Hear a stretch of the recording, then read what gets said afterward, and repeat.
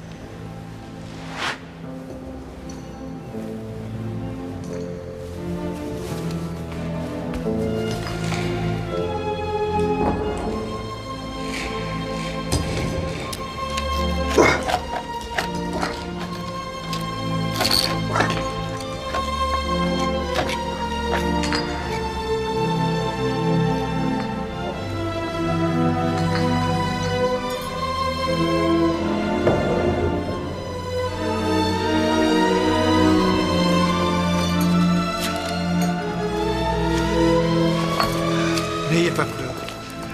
Aidez-moi. Qui êtes-vous? L'abbé Faria. Et vous? Je suis le numéro 34. Mais avant, je m'appelais Dantès. Edmond Dantès. Depuis combien de temps êtes-vous là? Je ne sais plus. Au début, je comptais les jours, mais... Nous sommes le 11 février. Le 11 février. Oui. C'est février. Pourquoi j'ai froid? Février, mais de quelle année? 1833. 1833. Ça fait 18 ans que je suis ici. 18 ans. On m'a pris la lumière du soleil. On m'a volé mon amour, ma jeunesse, mon avenir. Edmond Dantès! Edmond Dantès? Je suis porteur d'un mandat d'arrêt délivré contre vous par Monsieur de Villefort, procureur du roi.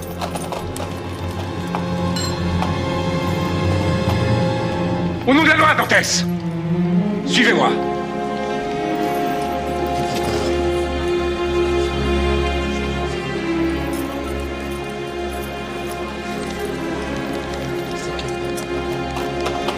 Les amis, continuez à vous amuser, je reviens tout de suite. Doucement.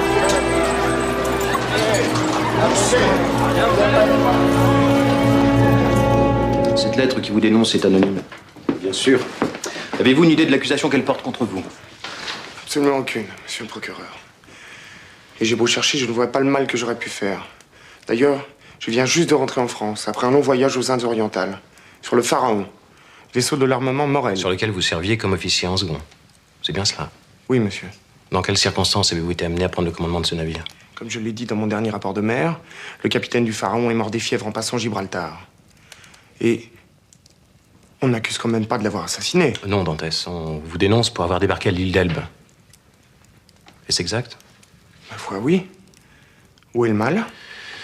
Une fois à terre, un aide de camp de l'ex-empereur Napoléon ne vous a-t-il pas remis un pli? Si. Pourquoi? Ne saviez-vous pas que toute relation est interdite avec l'ancien tyran? Monsieur, j'ai agi sur ordre du capitaine du Pharaon. Alors qu'il luttait contre les fièvres malignes qui devaient l'emporter, il m'a fait jurer d'aller chercher cette lettre. Cela ne me plaisait guère. Parce que vous n'êtes pas bonapartiste? Vous savez, je ne suis qu'un marin. Rien qu'un marin. Trop souvent et trop longtemps hors de France pour m'intéresser aux choses politiques. Mais comment aurais-je pu me soustraire aux dernières volontés d'un mourant? Surtout que ce mourant était le seul maître à bord après Dieu du navire sur lequel je servais. Et le code maritime m'imposait la plus stricte obéissance. Vous vous défendez bien? Je ne me défends pas, monsieur le procureur. C'est la vérité qui me défend. Je vous crois, mon garçon. Allons. L'affaire est entendue. D'ailleurs, les lettres anonymes, nous savons que trop ce qu'il faut en penser. J'en reçois bien une dizaine par jour.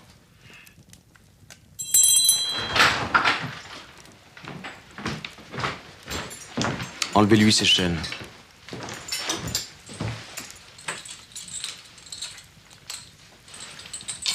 Je suis libre? Mieux. Vous êtes innocent. Car je ne vois pas ce que la justice pourrait avoir à vous reprocher, sinon d'avoir été compatissant envers un mourant et obéissant envers votre supérieur, ce qui est tout à votre honneur. Adieu, capitaine Dantès, je vous rends votre fiancée. Et moi, je retourne auprès de la mienne, car moi aussi, figurez-vous. Ce sont aujourd'hui mes fiançailles. Quelle étrange coïncidence. Et bien tous mes vœux de bonheur, monsieur le procureur. Et qui sait si nos deux fiancés ne deviendront pas les meilleurs amis du monde. Oui, elles s'uniront pour nous ruiner chez la même couturière et la même modiste. Adieu. Encore un instant, capitaine Dantès. Juste un détail. Cette fameuse lettre de l'île d'Elbe, vous l'avez toujours? Oui, certainement.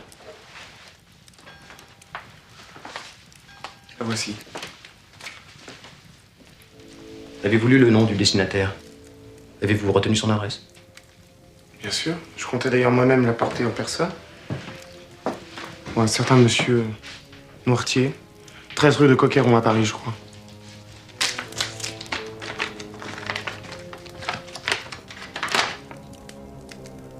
Je m'apprête à fuir l'île d'Elbe pour débarquer en France et reprendre le pouvoir. Je vous charge de favoriser cette reconquête en éliminant par tous les moyens votre contenance, l'un de mes plus dangereux adversaires. C'est toute ma confiance, Napoléon. Edmond Dantès, au nom de la loi, je dois m'assurer de votre personne. Comment? Mais vous venez de dire que... Conduisez cet homme au château d'If et veillez à ce qu'il ne puisse communiquer avec personne. Vous n'avez pas le droit! Enfin! Taisez-vous, Dantès, plus un mot! Des accusations d'une extrême gravité pèsent sur vous.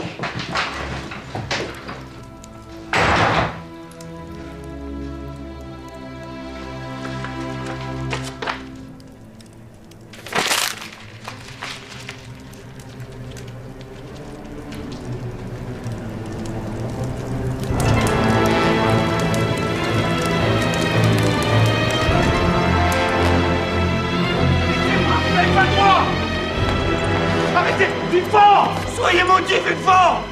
Un jour je vous retrouverai! Un jour je vous tuerai!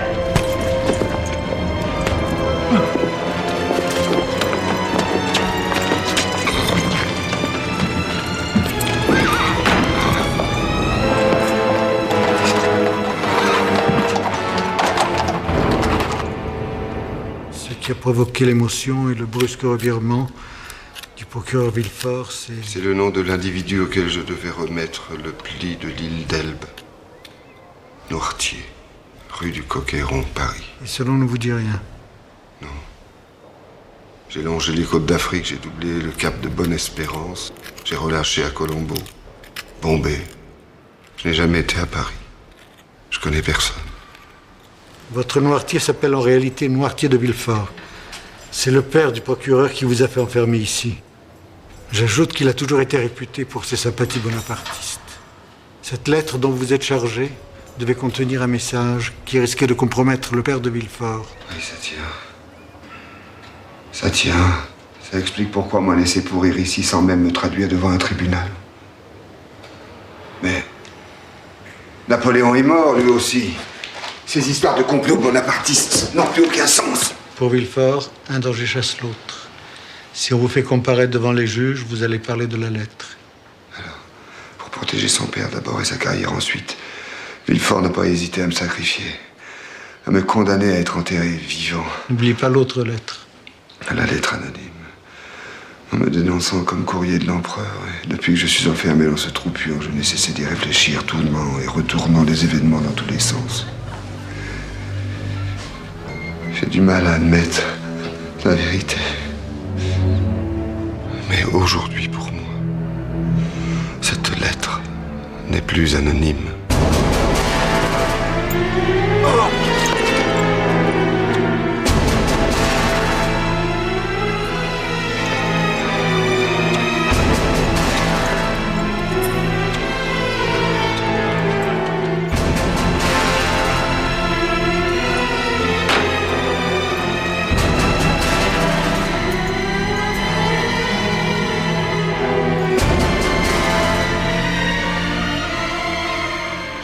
N'ayez pas honte au moment d'être livré. Jésus aussi a pleuré. Tout le monde pense que les larmes du Christ étaient des larmes d'angoisse. L'angoisse du supplice. Mais moi, je me demande s'il n'a pas pleuré parce que Judas l'avait trahi.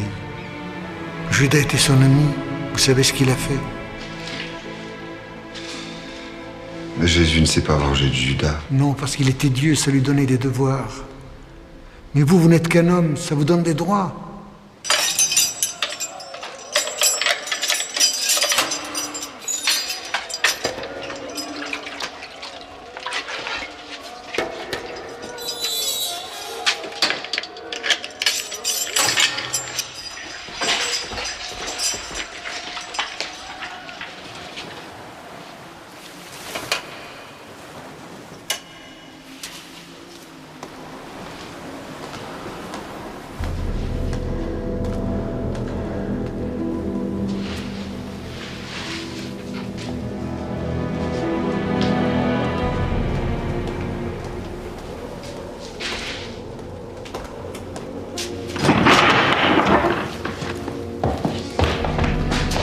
Le mieux, c'est de signaler sa mort juste en quittant notre service. Comme ça, la ronde de nuit devra le porter jusqu'au cimetière. Allez, on va déjà commencer à le mettre dans le sac parce que sinon les bêtes vont commencer à le grignoter.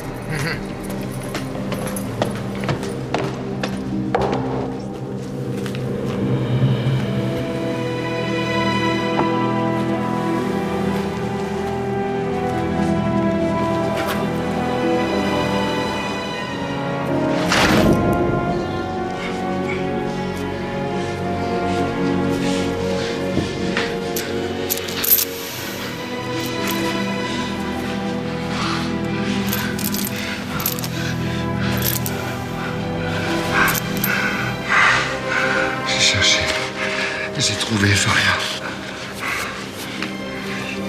Le plus beau des trésors. Faria. La liberté. Faria. La liberté. J'ai trouvé.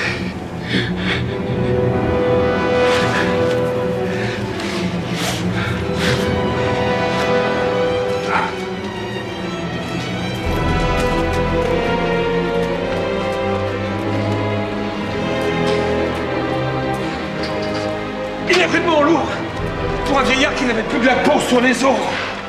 C'est à cause du boulet.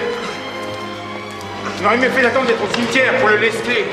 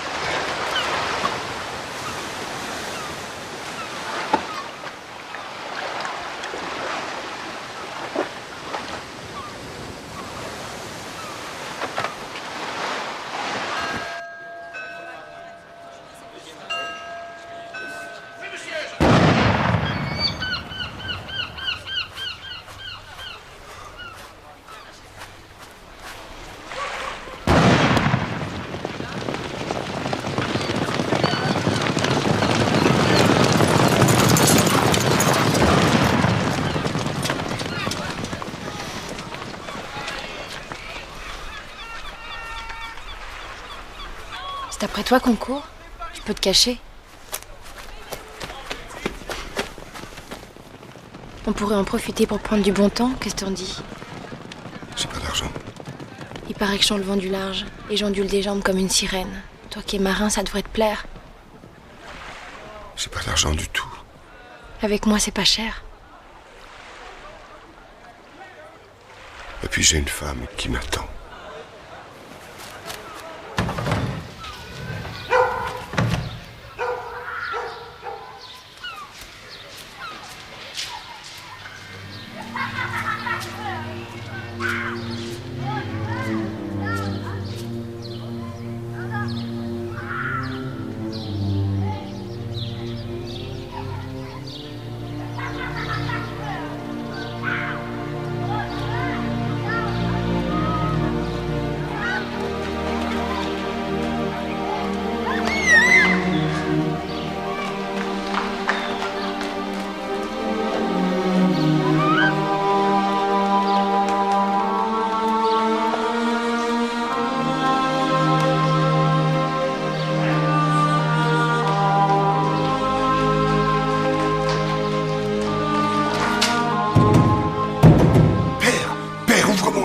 C'était le nom, je t'en supplie, ouvre-moi, je suis en danger. Père!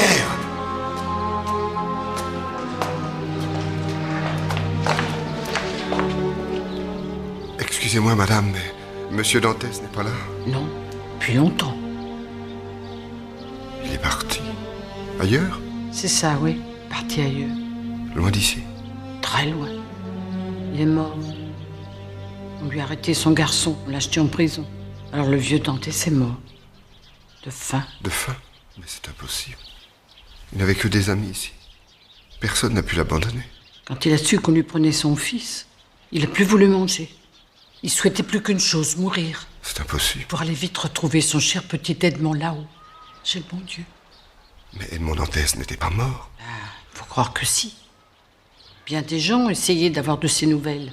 On leur a dit qu'on savait pas. Oh, et puis c'est si vieux tout ça. À quoi ça sert de remuer toutes ces choses?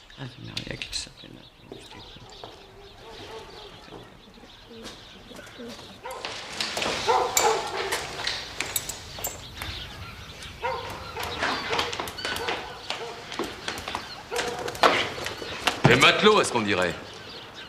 De voir un peu tes papiers maritimes? Oui, bien sûr. Alors, ça vient? Tout de suite. Excusez-moi, mais ça fait 3 fois qu'on me demande mon livret, et je ne sais plus dans quelle poche je l'ai mis. Qu'est-ce que vous lui voulez à mon petit-fils? C'est un bon garçon qui n'a jamais fait de mal à personne. Votre petit-fils? Sans lui, il y a longtemps que je serais morte, allez. Puis ça vaudrait peut-être mieux. Faut pas dire des choses comme ça, madame. Et faites excuse, on ne pouvait pas savoir. Nous recherchons un évadé, vous comprenez? C'est pas chez nous que vous le trouverez. Tout ce qu'on cache ici, c'est notre misère.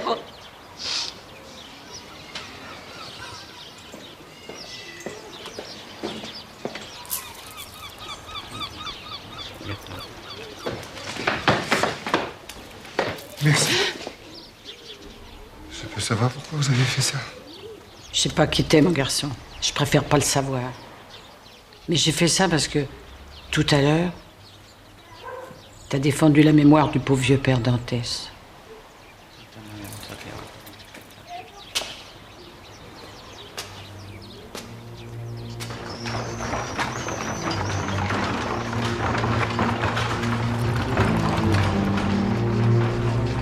Je cherche la señorita Mercedes. J'ai frappé à sa maison, mais il n'y a personne. Vous la connaissez sûrement, Mercedes Igualada, fille de Feliu et de Rosada.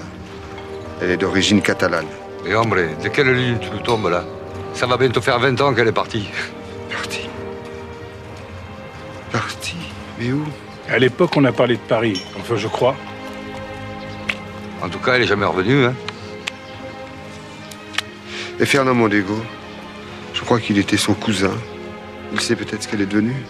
Fernand Mondego? Mais lui aussi, il est parti. Il s'est engagé dans l'armée.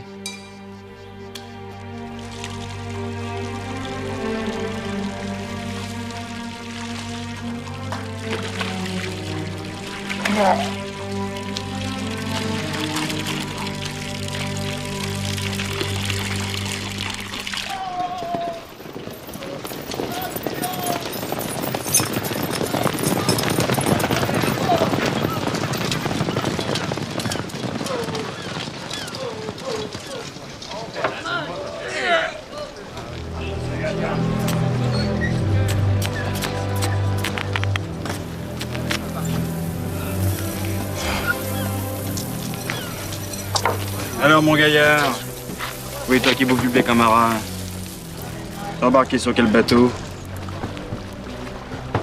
Aucun bateau. C'est-à-dire, j'étais sur un voilier. À l'île de Malte, mais on a fait naufrage. C'est des choses qui arrivent. La jeune Amélie, elle, c'est un bon navire qui tient sous les pieds. Moi, je suis un bon patron qui tient ses promesses. C'est une proposition. Un de mes hommes a été arrêté pour bagarre dans une taverne. Ça tombe mal vu que j'ai un petit rendez-vous cette nuit quelque part au large et avec ce Mistral du diable. Déjà que je navigue en équipage réduit, j'aurais rien contre un coup de main. Contrebande? Te mêle pas de mes affaires, j'irai pas faire mon nez dans les tiennes. Alors c'est oui? C'est pour aller où? La côte italienne, t'as pas besoin d'en savoir plus.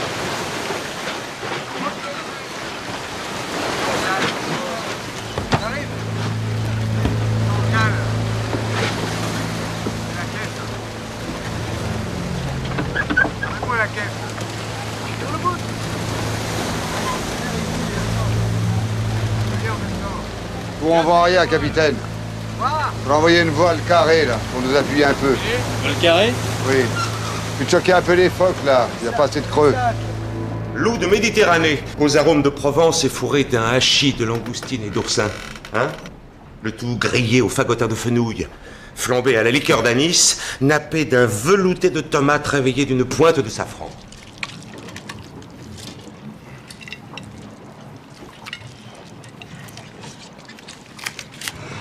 Ce diable de Bertuccio n'entend rien à la navigation, mais comme maître coq, il n'a pas son pareil. Il faut dire qu'avant d'embarquer sur la jeune Amélie, il était le cuisinier du comte Farlati, un des hommes les plus riches de Toscane.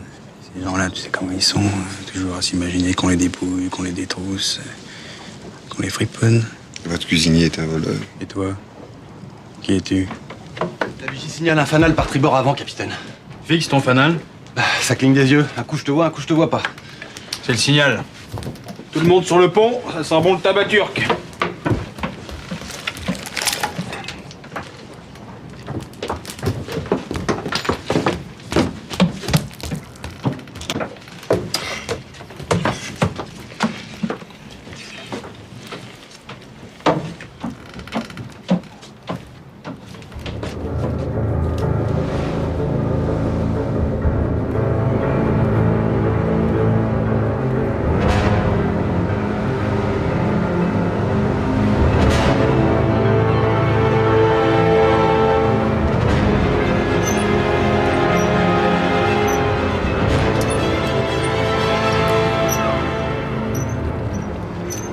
Pas l'île de Monte Cristo.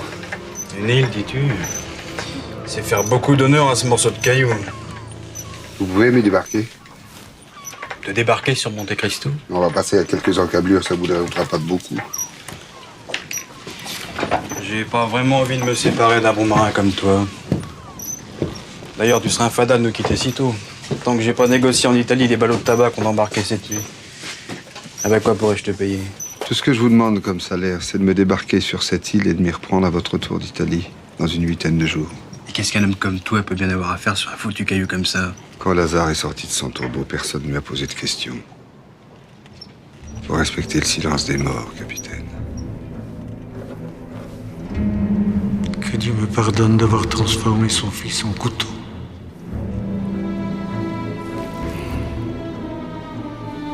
Tenez, ça vous donnera des forces. Non, laisse, il est trop tard. Mais avant de partir, je veux te donner quelque chose. Te révéler un secret auquel personne n'a jamais cru. Mais toi, tu vas y croire. C'est comme tu crois en Dieu. Est-ce que je crois en Dieu? C'est comme mon secret.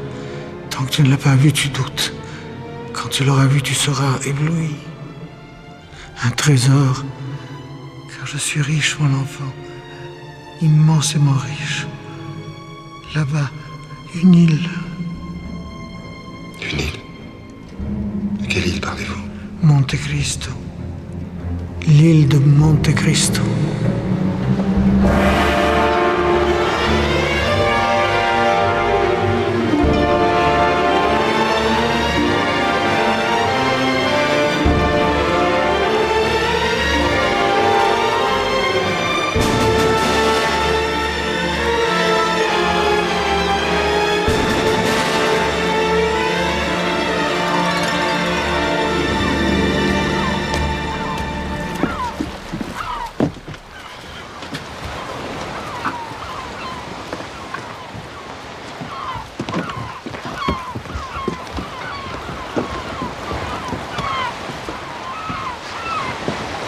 Il y a des récifs partout. Je peux pas prendre le risque de m'approcher davantage. C'est pas grave, je suis bon nageur.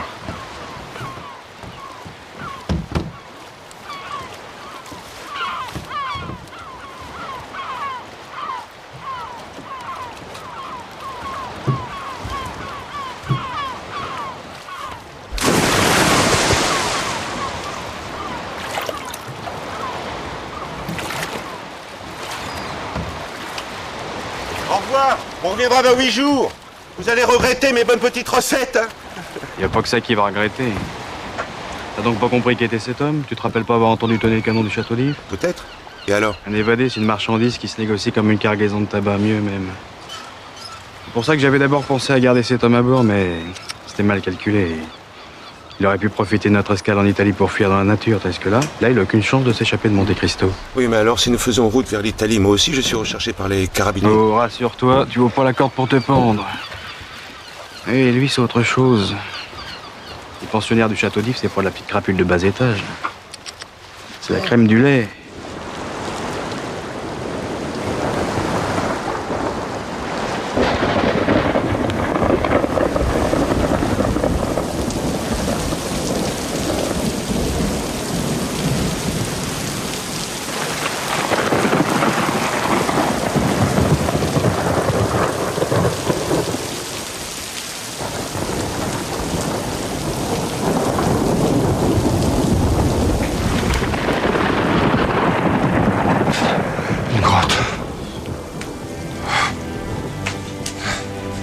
Faria, fais-moi un geste, un signe. Ainsi, je ferai le reste. Oui.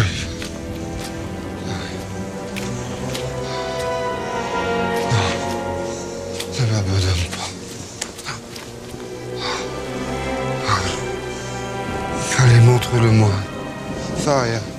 Ce trésor appartenait au comte Spada, mort empoisonné par César Borgia. Aide-moi. Je descends d'Espada. Mais le trésor était trop bien caché, même pour un Borgia. Pauvre vieux. Je savais plus ce qu'il disait. C'est normal. Moi aussi, j'ai déliré. D'ailleurs, qu'est-ce que j'aurais fait de ce trésor? Faria.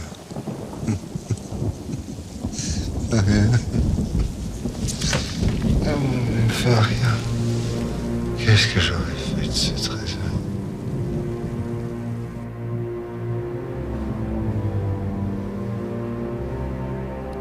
Une grotte, il y a des pierres ensevelies dans la nuit.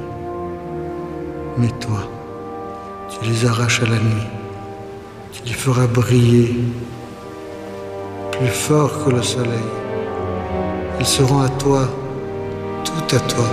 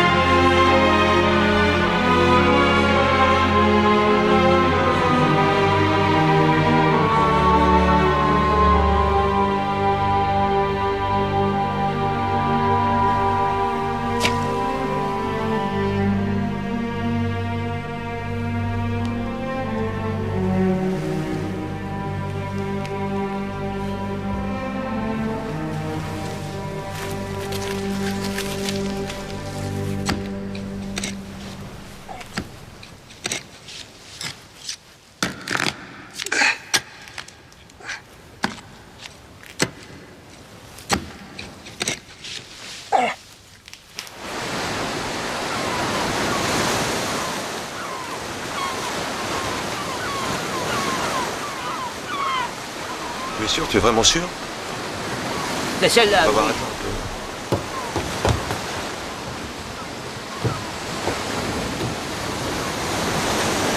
Toi, tu es sûr que c'est vraiment l'île de Monte Cristo?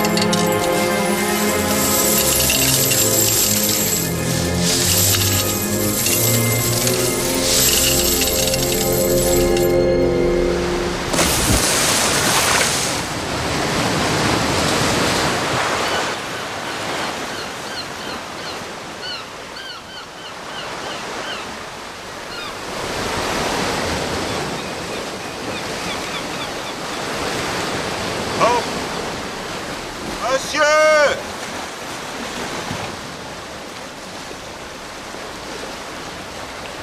Monsieur, c'est Bertuccio!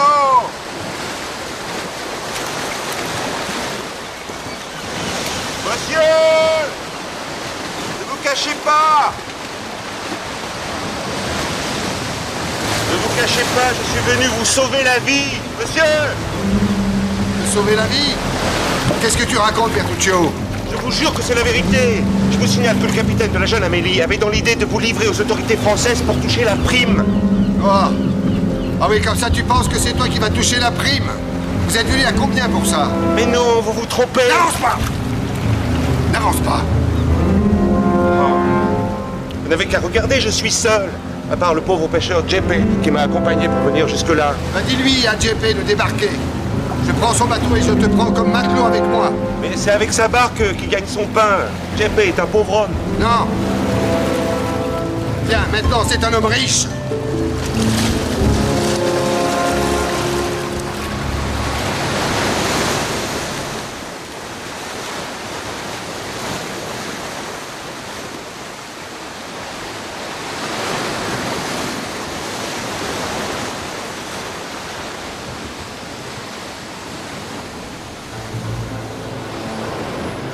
Mais pourquoi vous n'avez pas voulu emmener le vieux Jeppe?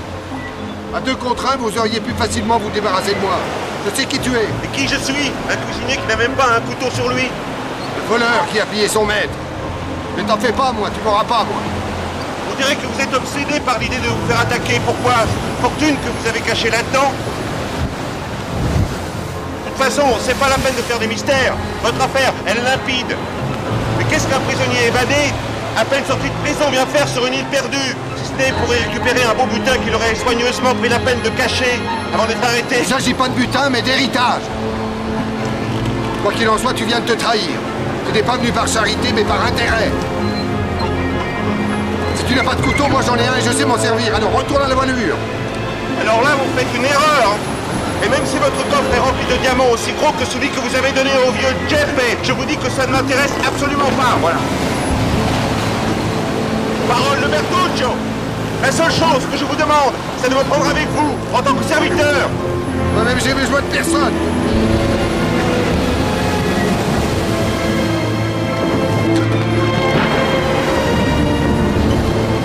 Sûr, c'est que nous ne faisons pas route vers les côtes françaises. Bien vu. On va en Italie.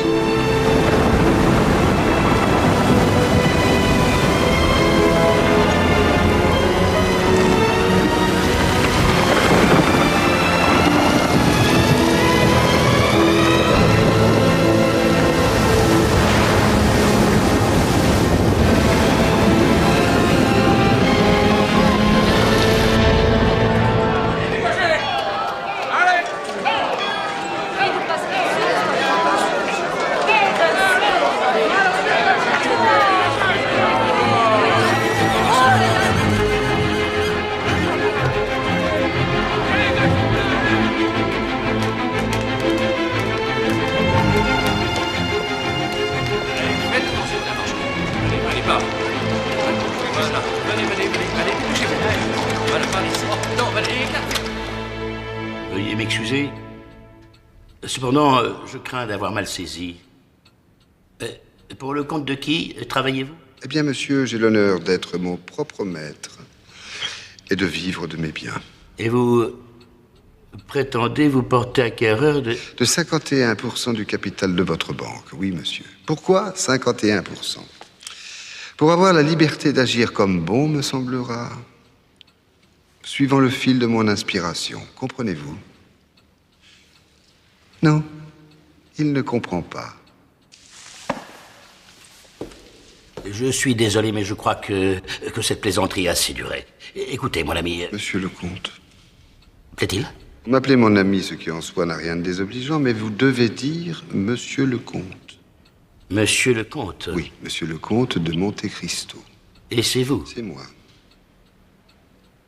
Cher monsieur, je ne voudrais pas me montrer désagréable, mais il se trouve que je suis assez pressé. Alors, si vous voulez ne pas traiter avec moi, ayez l'obligeance de me le dire tout de suite. J'irai ailleurs. Ailleurs? Et pour acheter une autre banque? Veuillez m'excuser. Avant de m'entretenir avec vous, j'ai déposé un coffre dans la chambre forte de votre établissement. Je vous autorise volontiers à le faire ouvrir. C'est déjà fait. A-t-on examiné le contenu du coffre que ce monsieur a déposé chez nous? Oui, monsieur le directeur, mais justement... Justement quoi? Il y a beaucoup d'argent, c'est des bijoux et aussi des colliers. Très bien, merci, laissez-nous.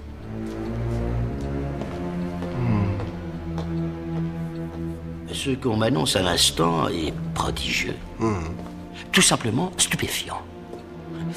Comment se fait-il que nous n'ayons jamais entendu parler de... Monte Cristo? Eh bien, c'est-à-dire que je ne suis pratiquement jamais sorti de mon château. De votre château? Ah oui, certes. Qui doit être splendide, ça, je l'imagine. Et où se trouve-t-il? Eh bien, sur une île, là-bas, en Orient. Et puis-je savoir, monsieur le comte, par quel immense honneur vous avez porté votre choix sur notre société? N'avez-vous pas chez vous l'armement Morel de Marseille? Eh bien, pour moi, c'est une référence.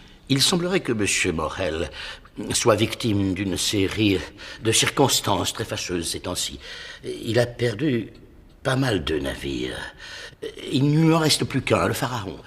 Il doit appareiller ces jours-ci à destination des Indes orientales. L'avenir, je serais tenté de dire d'une façon plus réaliste, la survie de la maison Morel dépend entièrement de la réussite de ce voyage. Un long voyage, monsieur le comte, qui va prendre toute une année. Pendant laquelle vous pourrez bien suspendre les créances que vous avez sur l'armement Morel. Ce désir me paraît bien imprudent, monsieur le comte.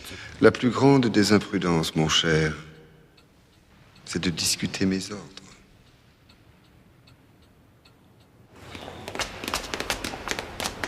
Vite, à Marseille. Oui. Attention.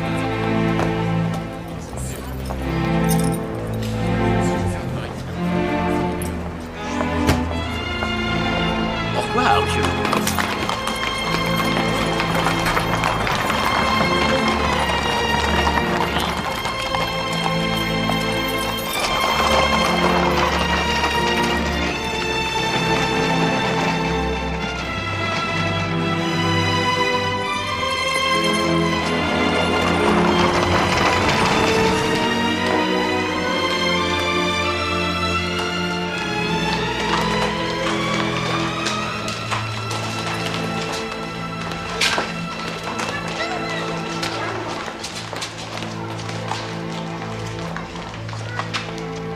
Monsieur l'abbé, si j'osais. Que peut faire pour vous l'abbé Busoni, ma brave femme? J'ai pas voulu vous déranger pendant tout ce temps qu'il vous fallait pour vous installer. Remettre en état cette pauvre maison, ça n'a pas dû être une mince affaire. Avec l'aide de Dieu, on vient à bout de tout.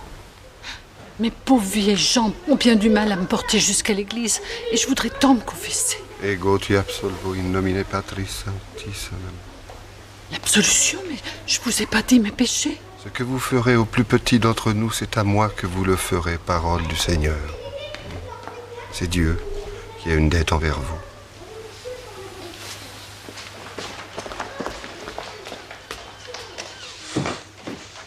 Ça marche, Bertuccio, ça marche.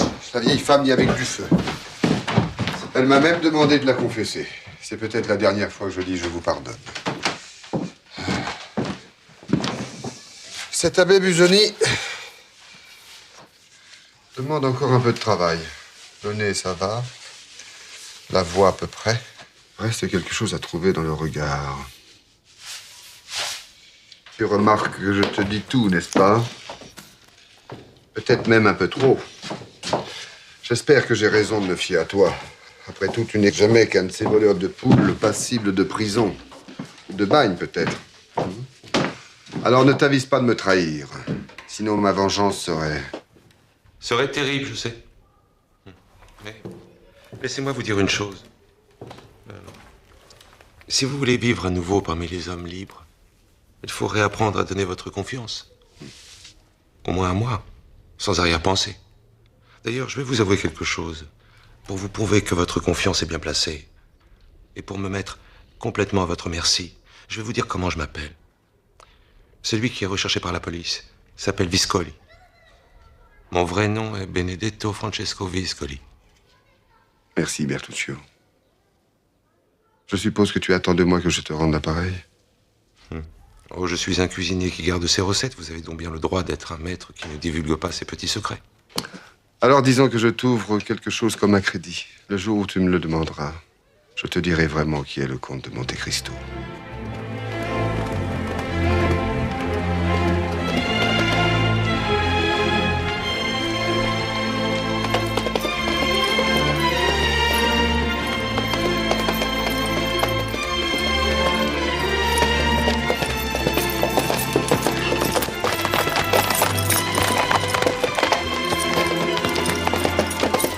Dieu soit avec vous. Dites-moi, mon brave, suis-je encore loin de l'auberge du Pont du Gard? À peine une lieue, mon père. Mais saurez-vous, c'est pas là que je descendrai. Ah bon, et pourquoi ça? Je veux pas médire, mais on raconte que le tenancier et sa servante sont fiefs et coquins.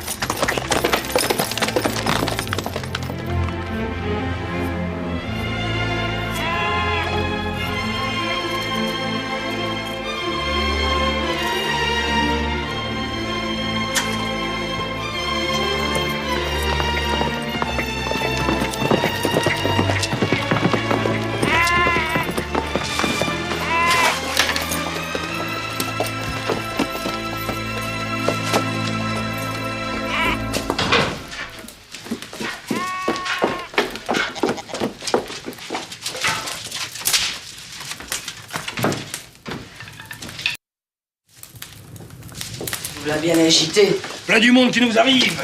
Et du beau.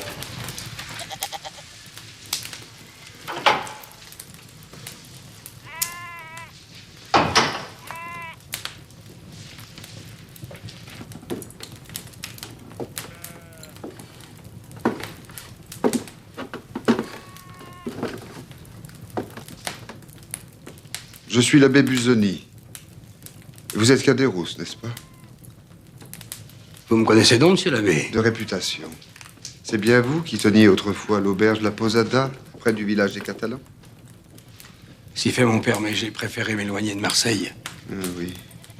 C'est une ville dangereuse, n'est-ce pas? On a vite fait de nouer de mauvaises fréquentations.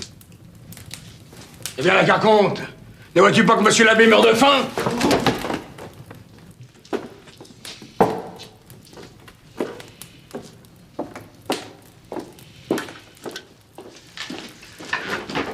Monsieur l'abbé me laissera-t-il déboucher pour lui cette bouteille d'excellent vin de Beaucaire? Bien volontiers, monsieur Caderousse. Asseyez-vous. Bien que je ne sois descendu chez vous ni pour votre table, ni pour votre vin. Pourquoi donc alors? Pour votre mémoire, monsieur Caderousse. Vous souvient-il d'avoir connu un certain Edmond Dantès? Edmond Dantès, vous dites? Oui. Si j'ai connu Edmond Dantès, moi? Oui, un petit peu. Il venait quelquefois à la Posada se rafraîchir d'un verre de bandol bien frais. Oui, il y a bien longtemps que je l'ai pas revu. Et vous ne le reverrez jamais puisqu'il est mort. Il est mort? C'est moi qui lui ai apporté les secours de la religion et recueilli son ultime confession. Des profondistes, comme on dit chez vous, hein? Encore que le pauvre jeune homme ne devait pas avoir grand-chose à confesser. C'était le plus brave homme que la terre ait jamais porté. Je vois que vous l'aimiez bien. Lui aussi vous aimez bien, Caderousse. Juste avant de fermer les yeux, il m'a supplié de retrouver les seuls vrais amis qu'il avait jamais eus sur cette terre, qu'il n'avait jamais cessé de chérir dans son cœur. Fernand Mondego, Eugène Danglars et vous, mon cher Caderousse. Mais nous retrouver pour quoi faire, puisqu'il est mort? Pour faire votre fortune. Comment ça, notre fortune? Ne me demandez pas comment ce diamant était en sa possession. Cela relève du secret de la confession. Mais toujours est-il que cette pierre est estimée à 50 000 francs et que Dantès m'a donné comme mission de répartir le produit de sa vente entre ses anciens amis, dont vous, mon cher Caderousse. Même divisé en 3 parts, la somme reste considérable. Sans doute, monsieur l'abbé. Sans doute. Encore que ça vaudrait la peine d'y réfléchir à 2 fois avant de faire le partage. Mais évidemment, ça, il pouvait pas savoir, le pauvre. Savoir quoi? Fernand Mondego, Eugène Danglars, ceux que Dantès croyait être ses amis, eh bien... Enfin, vous allez m'accuser de calomnie, monsieur l'abbé. Parlez, mon ami. Vous pouvez parler. C'est à cause d'eux si Dantès a été arrêté. C'est eux qui ont écrit et envoyé la lettre anonyme qui l'a fait jeter en prison. Eh bien, vous en savez des choses, monsieur Caderousse. Vous savez, monsieur l'abbé, quand on sert les gens, on peut pas s'empêcher d'entendre ce qu'ils racontent, quoi. Mais en tous les cas, moi, j'ai jamais trompé dans leur sale petit complot. Ni de près ni de loin. D'ailleurs, on n'avait qu'à voir. Je suis resté dans la misère, moi. Et eux? Eux, monsieur l'abbé. À foi de Caderousse, c'est à croire qu'il n'y a pas de justice dans ce bas monde. Tout de suite après l'arrestation de Dantès, ils n'ont pas traîné dans le coin. Danglars s'est monté à Paris. Il a amassé des millions. Il a fondé une banque. Il a même été fait baron. Baron, lui. Et Fernand a fait beaucoup mieux. Il s'est engagé dans l'armée. Il a servi en Grèce pour le compte d'un certain Ali Pacha, qu'il a fait général. Et doté d'une immense fortune, lui aussi. Il vit à Paris maintenant, sous le nom de comte de Morcerf. Il est pair de France. Je vois. J'espère que... Vous voyez surtout que ça serait pas juste de partager le diamant avec eux. Ils ne le méritent pas. C'est pas comme moi et ma pauvre servante. Vous n'allez pas bien, monsieur l'abbé? Si, ça va. Ça va, mais je ne vais pas tarder à reprendre ma route. Je vous dois combien, Caderousse? Rien du tout, monsieur l'abbé, rien du tout. Vous m'apportez un diamant de 50 000 francs. Je vais quand même pas vous faire payer en plus. Bon, le diamant, c'était de mon Dantès. Mais c'est l'abbé Busoni qui a bu votre vin et mangé votre poulet. Alors ça fera 2 francs 40. Tenez, voilà 3 francs, gardez tout.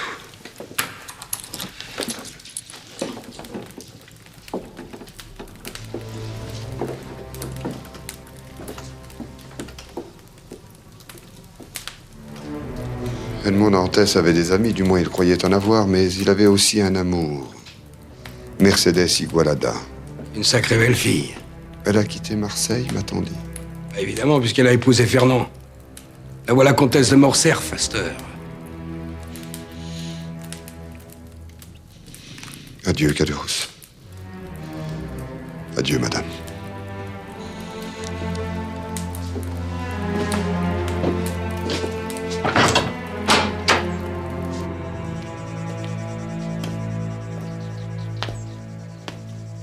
Ferme donc la porte au verrou. Des fois qu'il aurait des regrets de m'avoir laissé la pierre. De nous l'avoir laissé.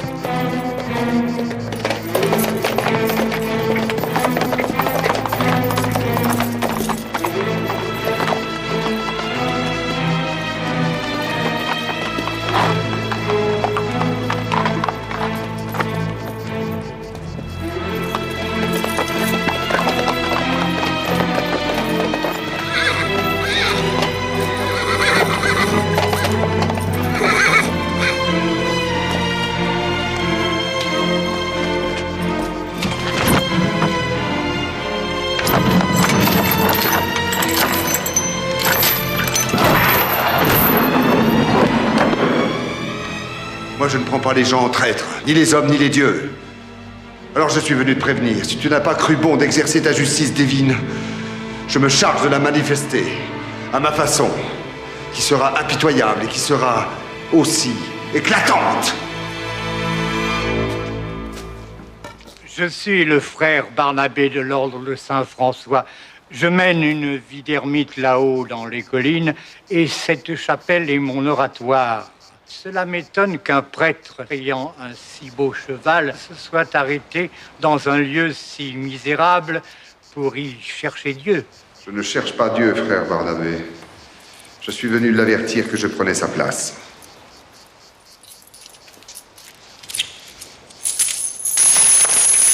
Pour faire réparer votre porte, priez pour moi.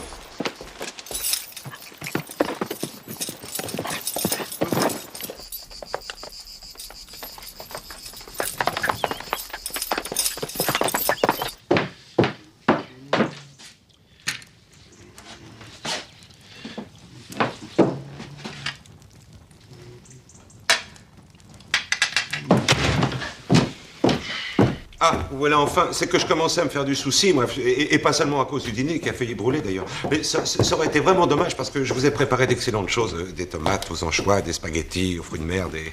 J'ai fait tout à l'heure pour l'addition de 50 300 francs un repas qui me coupera l'appétit pendant plusieurs jours au moins. Et puis nous n'avons pas le temps de souper. Nous partons. Encore? Mais on part où cette fois? En Orient. J'ai besoin d'apprendre. L'abbé Faria ne m'a pas tout appris. Il était trop bon pour ça.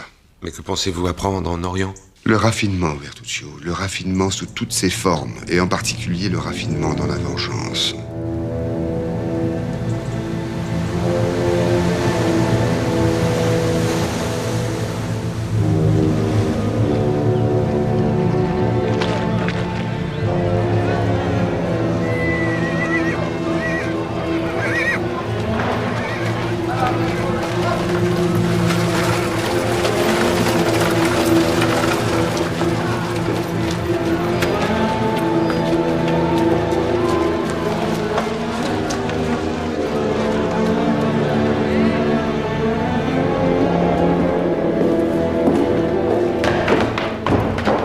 Qu'est-ce qu'il y a, Maximilien?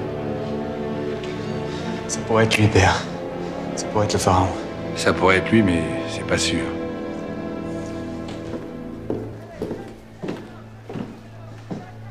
Il le faut.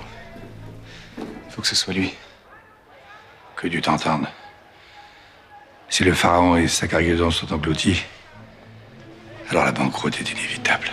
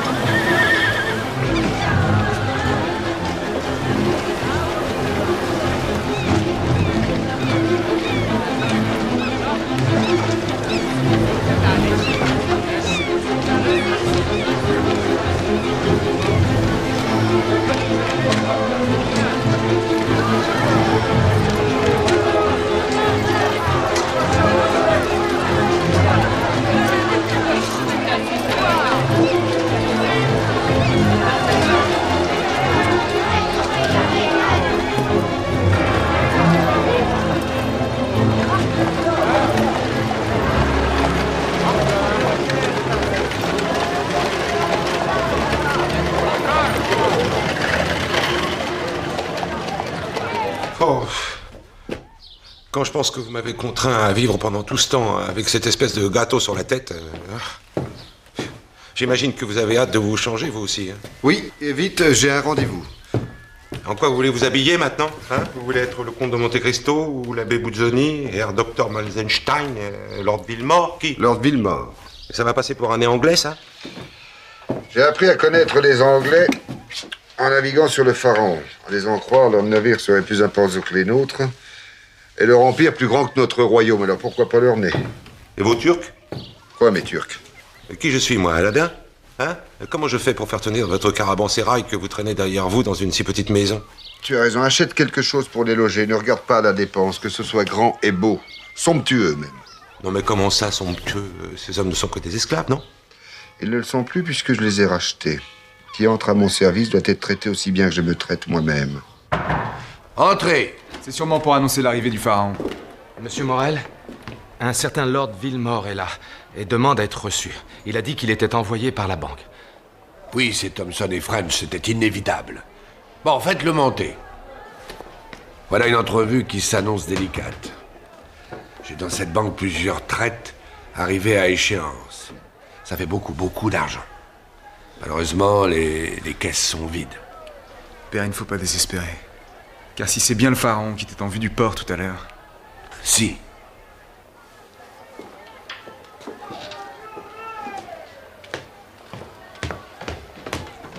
Monsieur Morel, la banque Thompson & French, avec laquelle votre maison est en affaires... Écoutez, je ne veux pas être discourtois en vous interrompant, mais j'imagine que cet entretien est aussi pénible pour vous que pour moi. Alors, écoutez, si vous le permettez, tâchons d'être le plus rapide possible.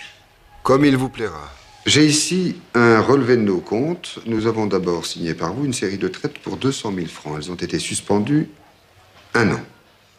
Mais les voici arrivées à échéance. duquel il faut rajouter 32 500 francs, enfin courant, et pour la fin du mois prochain, environ 55 000 francs. C'est cela. Parfaitement. Ainsi donc, puisque vous ne discutez pas le montant de vos dettes, de quelle façon entendez-vous vous en acquitter? Je ne vous cache pas que notre banque est inquiète. J'ai toujours fait honneur à ma signature. Je sais bien qu'une rumeur court à Marseille selon laquelle la maison Morel serait incapable de faire face à ses engagements, mais...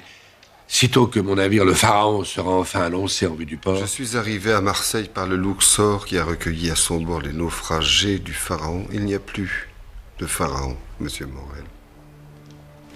Maximilien, mon fils, cours vers le port. Va réconforter nos pauvres marins. Amène-les ici, et je descendrai leur parler dès que j'aurai fini avec leur ville mort. Tout de suite.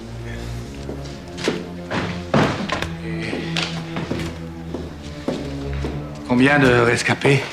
Tout l'équipage du Pharaon est sain et sauf. Oh, merci, my lord. Merci, c'est l'essentiel. Le bruit court que l'armement Morel n'a jamais perdu aucun membre d'équipage. Est-ce vrai? Non. Non, c'est faux. J'ai perdu un capitaine, mais c'est une vieille histoire. Je m'en suis jamais consolé. Sur quel navire a-t-il péri? Ah, mais il n'était pas sur un navire, non. Il a été englouti par quelque chose d'innommable. Je ne me suis jamais expliqué. Et pour honorer sa mémoire, je peux vous dire son nom. Il s'appelait Edmond Dantès.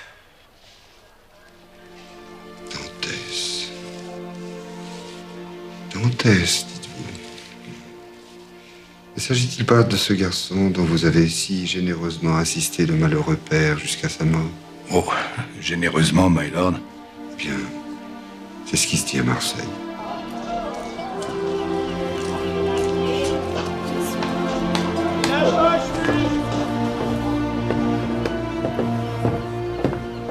Je suis désolé pour le Pharaon. Qu'est-ce que ça peut vous faire? Pour vous, les banquiers, c'est quoi un bateau? Des colonnes de chiffres, la valeur d'une cargaison? Mais vous ne pouvez pas comprendre. Le Pharaon, c'était le plus beau, c'était le plus ancien de nos navires. Et maintenant que le Pharaon est au fond, c'est la maison Morel qui va couler à son tour.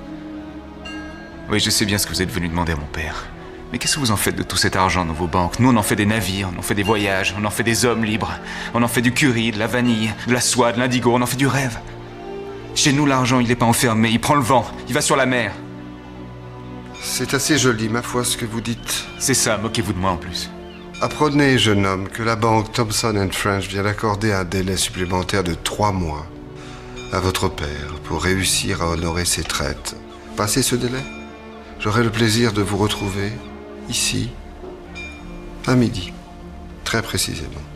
Dans 3 mois, la situation sera exactement la même qu'aujourd'hui, sinon pire, sauf miracle. Et merci quand même de nous accorder un petit sursis. La plupart des gens considèrent que c'est un grand privilège de savoir le jour et l'heure où l'on va mourir.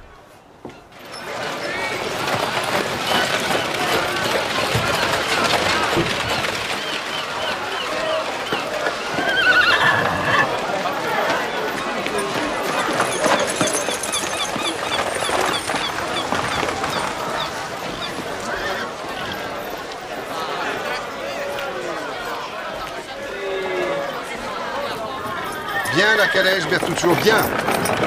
Mais dès que nous serons en Italie, tu vas te procurer une paire de chevaux de même couleur. Le raffinement, Bertuccio, le raffinement.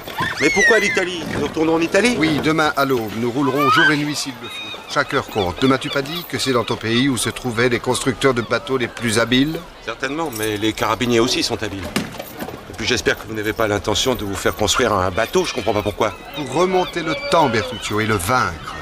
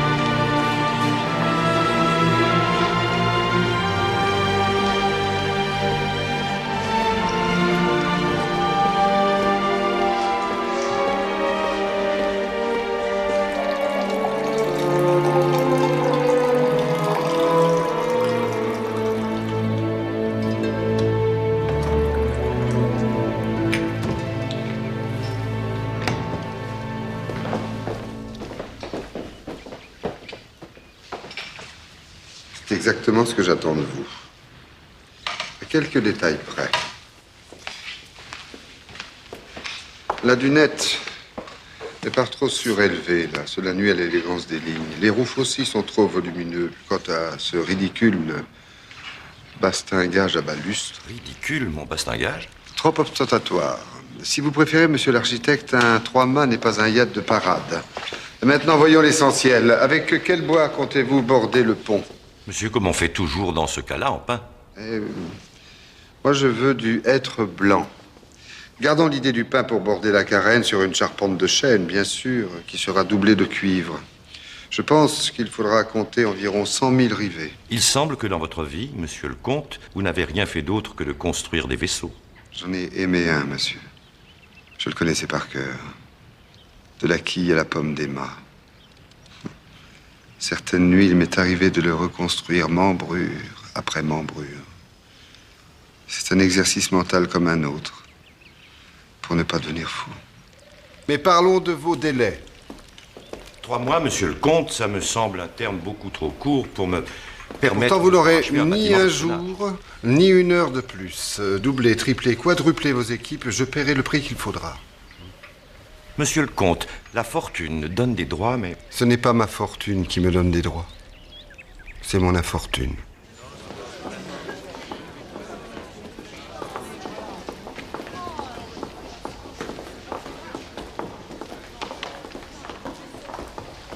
Du hêtre blanc, une charpente de chêne doublée de cuivre. Vous ne seriez pas le comte de Monte Cristo?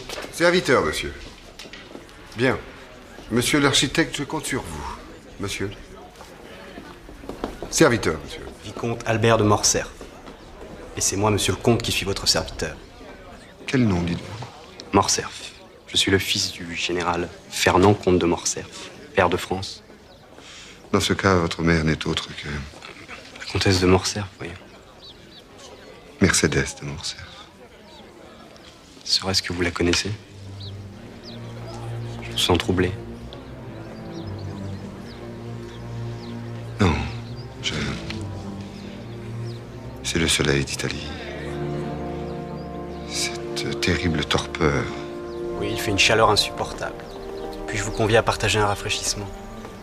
Je vous avoue que je souhaitais vous rencontrer pour vous demander une faveur. Vous ne buvez pas? Si. Monsieur, voici pourquoi je voulais vous voir. Avez-vous entendu parler d'une exécution? Pardon? Oui, une exécution capitale qui doit avoir lieu dans 2 jours. On doit mettre à mort un certain Rocca Priori, surnommé Peppino, coupable d'appartenir à la bande de Luigi Vampa, un des plus fameux bandits italiens. Mais je ne vois pas en quoi cela vous concerne. Eh bien, je me suis laissé dire que les Italiens avaient une curieuse façon d'exécuter les suppliciés. Alors, ayant entrepris ce voyage pour découvrir l'Italie et ses coutumes, je me suis dit qu'il fallait voir ça. Hélas, je m'y suis pris trop tard pour avoir des places. Mais le signor Pastrini, qui tient cet établissement, m'a dit que le comte de Monte Cristo s'était sans doute montré moins étourdi. Qu'en somme, monsieur, vous accepteriez de m'accueillir sur le balcon que vous avez loué pour voir le spectacle. Spectacle? Vous appelez la mort d'un homme un spectacle? Mon Dieu, monsieur, il s'agit là de punir un bandit. Le mot punition est un mot terrible, jeune homme. Ne l'employez pas comme si vous parliez d'un opéra. Mais je ne vous comprends pas. Est-ce que la justice... Il lui arrive de se tromper à la justice, et quand elle se trompe, elle devient la chose la plus immonde, la plus répugnante qui soit. Elle fait honte à ceux qui la rendent. Et puis je n'ai pas de balcon.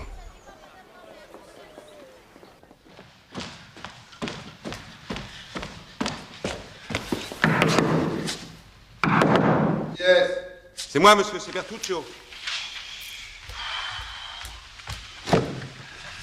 Qu'est-ce qui t'arrive? Il y a le feu? Non, pire. Une histoire horrible, monsieur. Le signor Pastrini vient de se précipiter à l'église pour offrir un cierge à Sainte Rita. Et la patronne des causes désespérées. Il n'y a plus qu'elle qui puisse réussir à sauver ce pauvre garçon. Il n'y a plus qu'elle, ou bien vous. Enfin, de quoi parles-tu? Du vicomte Albert de Morcerf. On vient de l'enlever. Enlever? Comment ça, enlever? Celui qui a fait le coup, c'est Luigi Vampa, le bandit. Il demande une rançon exorbitante. Je vous garantis que s'il n'est pas payé, il donnera l'ordre d'égorger ce malheureux garçon. Vous voulez savoir combien il veut? Il allait dans l'ombre, ce Vampa. Enfin, il n'y a pas de quoi s'affoler. Que le signor Pastrini avance la somme exigée par les ravisseurs et les Morcerf le rembourseront. Le signor Pastrini ne dispose pas d'une telle fortune. Mais laisse-moi dormir, moi je déteste les questions d'argent. Mais vous pourriez faire quelque chose. Vous possédez cet argent. C'est donc ça que tu es venu me demander. J'étais persuadé que vous seriez d'accord. Eh bien non, Bertuccio, le comte de Monte Cristo n'est pas d'accord. Désolé mon cher, mais je ne dépenserai pas un liard pour un Morcerf. D'ailleurs, si je m'écoutais, je te prierais de m'apporter de l'encre, une plume et du papier pour m'offrir la satisfaction d'avertir moi-même Fernand de Morcerf qu'il vient de perdre son fils. Mais comment osez-vous dire une chose aussi horrible? C'est pas possible. Vous ne sauriez pas ça, je peux pas le croire. Moi aussi, Bertuccio. Il y a certaines choses que je ne pouvais pas croire. Elles étaient vraies pourtant. Ce cher Fernand, il va savoir ce que c'est quand on vous arrache un fils, ce que mon malheureux père a vécu au point d'en mourir. Il va l'éprouver lui-même. Tiens, fais-moi monter du vin. Je veux me réjouir à la santé de Luigi Vampa. Vous pouvez vous réjouir d'une pareille horreur? Non, je me réjouis de la justice de Dieu. Mais ce pauvre garçon est innocent. Et si ces bandits décident de l'égorger? Le jeune Albert veut assister à un supplice, eh bien, il sera aux premières loges. Non. Quoi, non? Pas vous. Et pas ça. Mais tais-toi, tu ne comprends rien. Vous n'avez pas pensé à sa mère? Parlons-en de sa mère. Somme toute, t'inquiète pas pour elle, va. Elle se console vite. Son premier chagrin, il lui a fallu que quelques mois pour l'éponger. Alors comme ça, vous connaissez cette pauvre malheureuse? Non. Si, monsieur. Si, vous la connaissez. Et en plus, elle vous a fait souffrir. Hein? C'est pour ça que vous vous réjouissez à l'idée que c'est elle, maintenant, qui va enfin souffrir. Je ne dis pas le contraire. Eh ben voilà. Vous voulez vous venger, alors vengez-vous. Mais pas en laissant égorger un pauvre innocent qui n'était même pas né, quand vous avez été confronté à vos terribles malheurs. Moi aussi, j'étais innocent. Alors justement. Mais puisque vous vous rappelez tout ce que vous avez enduré, vous devez refuser que l'injustice puisse frapper à nouveau un innocent.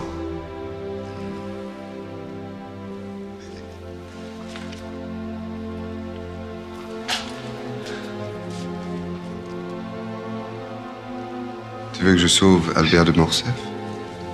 Oui, je le veux. Et même je l'exige. Ah, tu l'exiges?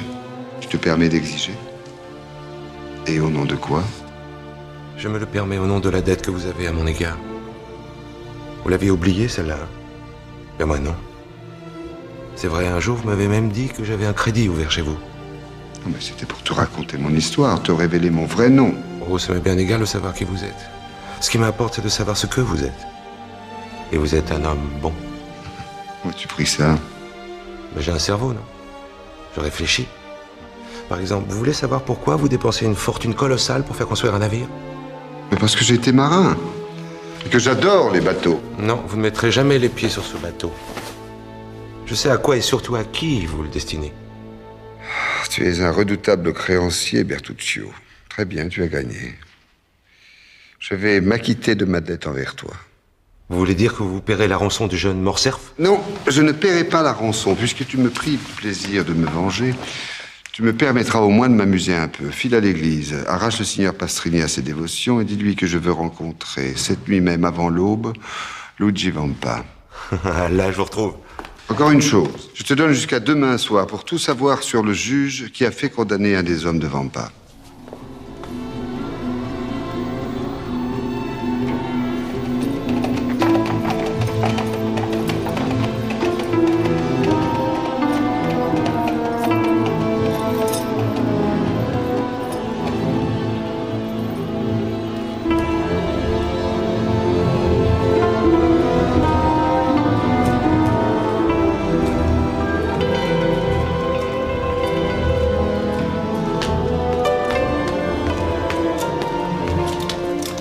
Bonsoir, signor Vampa. D'abord, je voudrais vous remercier pour cette entrevue. Dis à tes hommes de s'éloigner. Dites-leur vous-même, signor Vampa.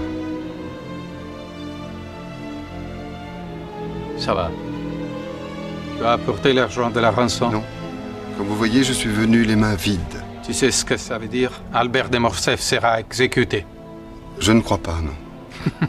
Je voudrais bien savoir qui m'en empêcherait. Rocca Priori, dit Peppino. Lequel Peppino est de vos amis, je crois. En quoi est-ce que ça te regarde, la mort de Peppino? En ce que je peux l'en empêcher. L'arracher au bourreau, j'y ai pensé. C'est impossible, il y aura trop de soldats partout. Je m'engage à faire gracier Peppino en échange de la vie sauve pour le vicomte de Morcerf. Une vie pour une autre vie. C'est assez honnête, non? Marché conclu, signor Vampa.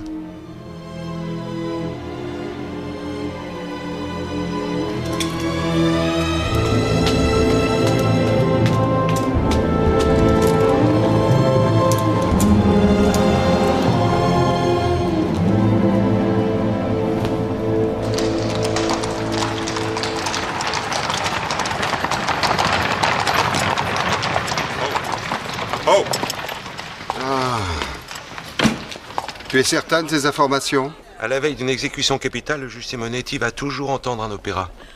Chacun assourdit sa conscience comme il peut. Et il attend l'aube fatale en galante compagnie de façon un peu spéciale, comme je vous l'ai dit.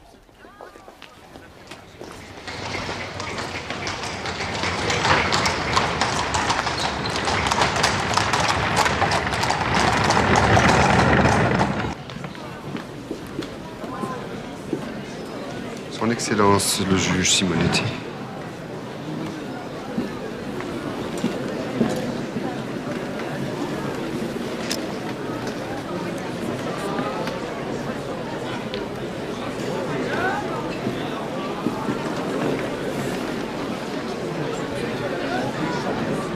Ma chère enfant, je ne vous demande pourtant pas grand-chose. Si je vous suppliais de faire l'amour avec moi, je pourrais comprendre votre refus, mais la seule chose que je demande, c'est de Baiser mes pieds. les lécher pour être plus précis, les toiletter lentement avec adoration. Et si par hasard je m'acquittais mal de cet humble service, je ne verrais pas d'inconvénient à ce que vous m'en punissiez de plusieurs coups de fouet. Taisez-vous, vous me répugnez. Mais voyons, je ne vous comprends vraiment pas, ma petite fille. Je serais le seul de nous deux à être humilié, puni et condamné, et si parfaitement heureux de l'être. Jeune imbécile.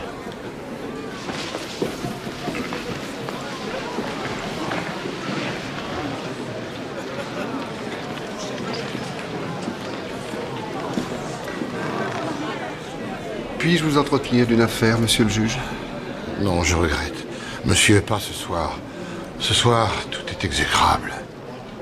L'orchestre, la soprano, les chœurs. Surtout cette petite dame, n'est-ce pas?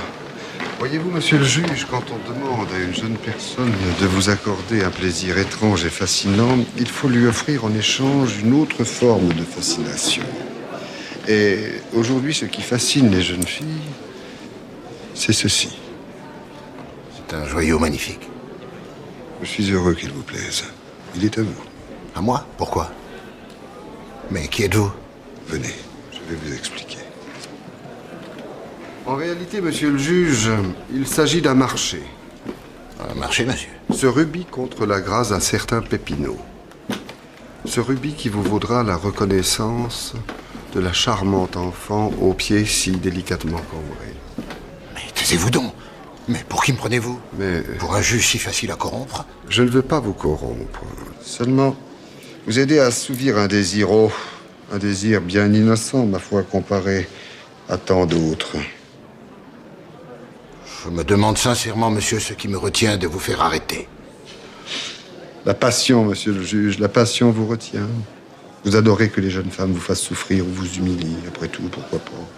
Même si c'est un goût que je ne partage pas. Moi, une femme m'a fait souffrir. Et les hommes m'ont humilié. Je garde de tout cela une impression de très grand désarroi. Mais à chacun ses rêves. Et je me garde bien de juger les vôtres. Attendez.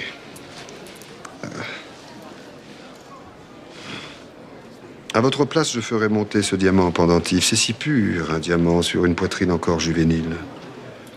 Quant au rubis et à l'émeraude, la jeune personne en trouvera certainement un emploi. Les petites dindes ne sont stupides qu'en apparence.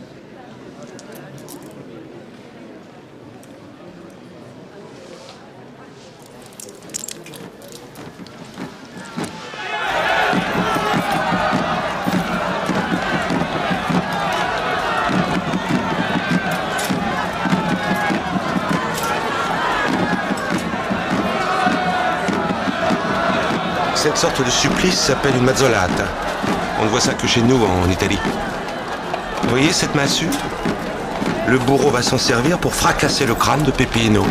Après quoi, avec le couteau, il lui ouvrira la gorge. Et pour finir, il grimpera sur son ventre et le piétinera pour pouvoir extraire le sang du moribond. Quelle sauvagerie. Rassurez-vous, c'est la dernière fois qu'on va infliger une mazzolata. Désormais, les Italiens feront comme les gens civilisés. Ils couperont seulement les têtes. Le soutien de la rapace. Attention, du mardi.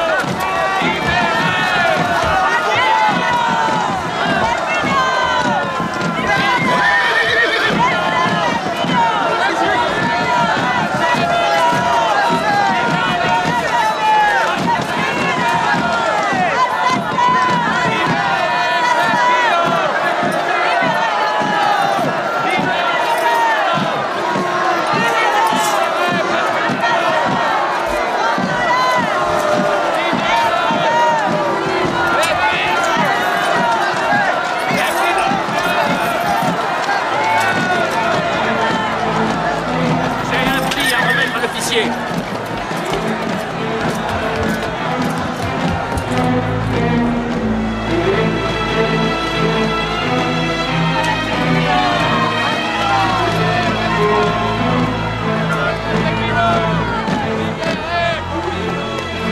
Par ordre de son Excellence, le juge Simonetti, il y a un accord de grâce de la peine de mort pour Rocca Prioli, dénommé Peppino.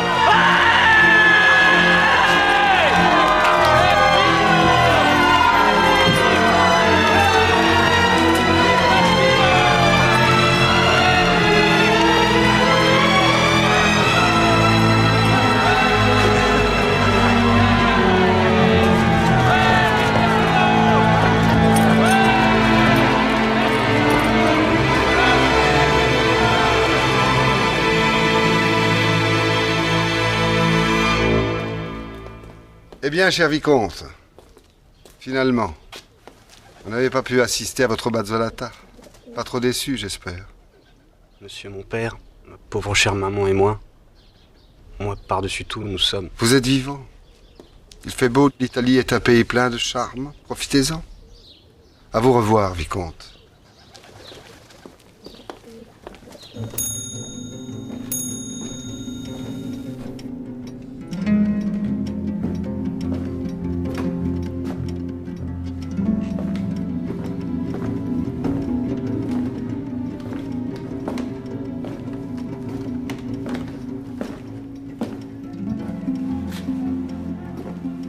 Calme-toi, Maximilien, calme-toi.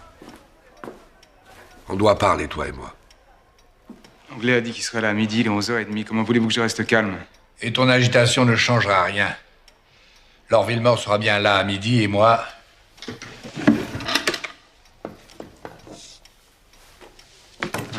Non, père, ne faites pas ça. On ne tue pas un homme pour une affaire d'argent. Mais rassure-toi, je ne ferai aucun mal à Lord Villemort. Alors c'est vous que... Oui. Donnez-moi ça. Donnez-le-moi. Quelle importance qu'on doit à cet homme? D'ailleurs, c'est même pas un homme, c'est une banque. On ne se tue pas pour une banque. Ce que je dois à Thompson et French ne m'a pas les faire couler. Pour eux, ma créance n'est probablement qu'une goutte d'eau. Vous voyez? Pensez à moi. Mais je ne pense qu'à toi. À ton avenir. À tes chances pour obtenir un peu plus tard la confiance des investisseurs qui vont t'aider à fonder une nouvelle maison d'armement. Mais il y a une chose que je ne veux pas qu'on dise de toi. Vous voyez ce petit Maximilien, ce garçon dont le père n'a même pas été capable d'honorer sa signature. Méfiez-vous de ce petit Maximilien. Et ça m'est égal l'avenir. Je serai pas armateur et alors? Je m'engagerai comme marin. On te demandera de signer le rôle d'équipage. Ton nom ne vaut plus rien. Ton père l'a déshonoré. Tu sais ce que c'est qu'une signature, Maximilien? Tu sais ce que c'est qu'une signature? C'est le prolongement d'une main. Et ma main, c'est moi. Et moi, c'est toi. Allez, va-t'en. Laisse-moi seul. Allez. Laisse-moi faire ce que je dois. Comment voulez-vous que je vous quitte en sachant qu'à mon retour, je vais vous trouver? Endormi. Endormi un peu brutalement, sans doute, mais rien de plus qu'endormi. Tu sais, n'aie pas peur du sommeil. Ça fait du bien de dormir. Tu verras, quand tu seras vieux, toi aussi. Tous les soirs, je me dis ça. Ah, fermez les yeux. Enfin. Fermez les yeux.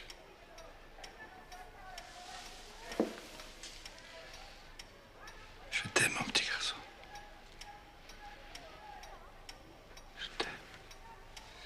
Allez, va-t'en. Laisse-moi seul. Il est bientôt midi.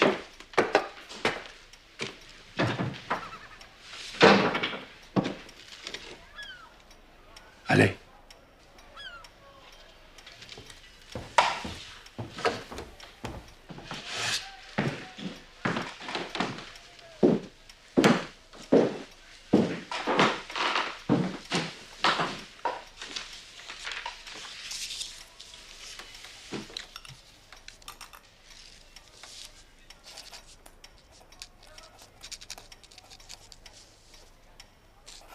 À Lord Wilmore, ce 5 mars.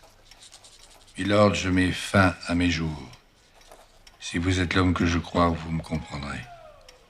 Ma mort ne vous remboursera pas ce que je vous dois, mais en accomplissant cet acte que certains, mais pas vous, qualifieront de fuite, de lâcheté, c'est moi qui me paye. C'est moi qui règle un compte avec moi-même. C'est moi qui rachète mon honneur.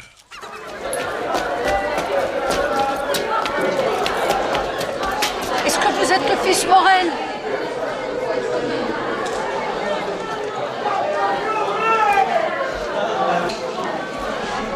Maximilien Morel, oui. On m'a dit de te donner ça, avant midi. Qui vous a donné ça pour moi? Un prêtre, un saint homme de prêtre. L'abbé Busoni!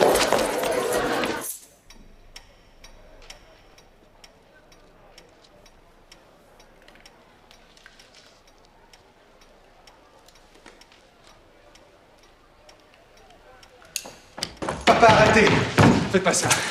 Regardez. Regardez. Il y a de quoi couvrir notre dette. Et plus que largement.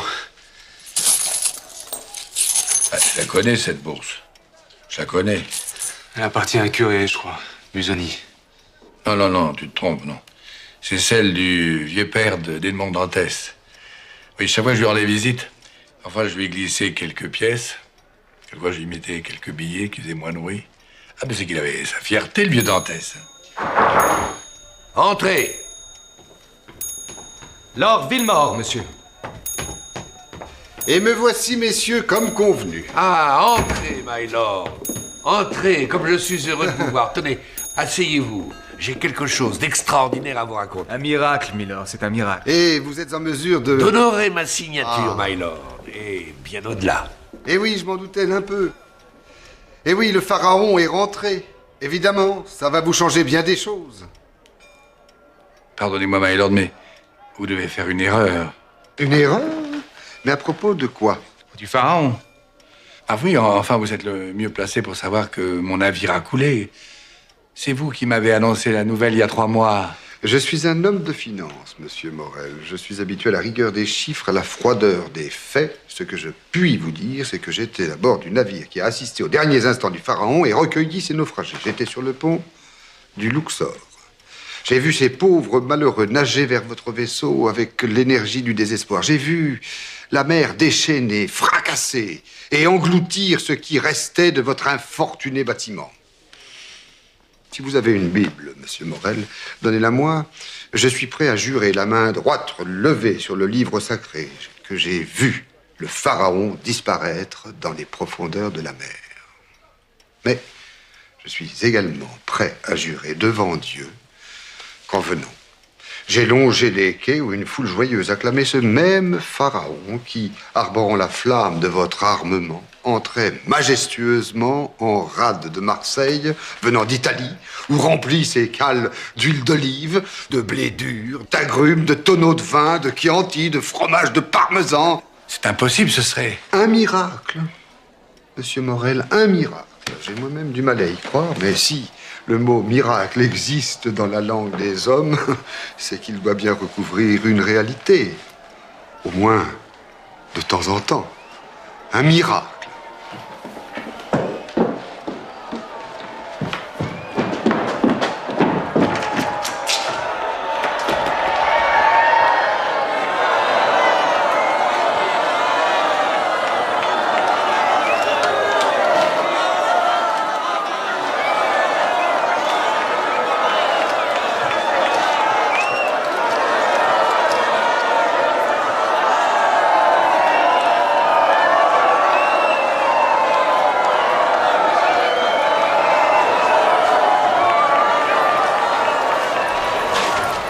Alors, vous êtes bien amusé, hein?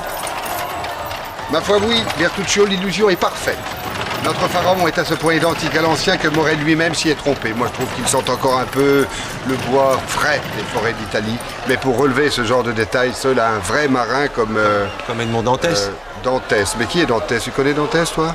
Non, c'est un nom, ce qui m'est venu comme ça, à l'esprit. Bon, bah alors, s'il t'est venu comme ça, fais en sorte qu'il reparte aussi vite. C'est déjà fait, j'ai déjà oublié. Quel nom j'ai dit? Valdès, Bourgès, Doublès. Oh, c'est terrible d'avoir si peu de mémoire. Oh, à propos, tenez, j'allais oublier de vous la donner. Ah. C'est une invitation du jeune vicomte Albert à déjeuner à l'hôtel Morcerf, le 21 juin pour le premier jour de l'été.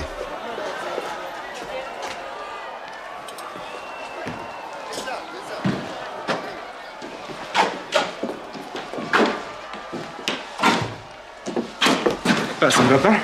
C'est rien. C'est rien. C'est sans doute l'émotion. Je suis heureux. Je suis rudement heureux.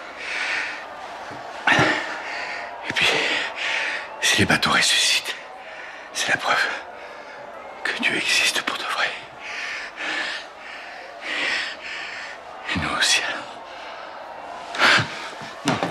alors. Non, papa! Non! Papa! Non! Eh bien, écoute, nous irons à Paris. Paris!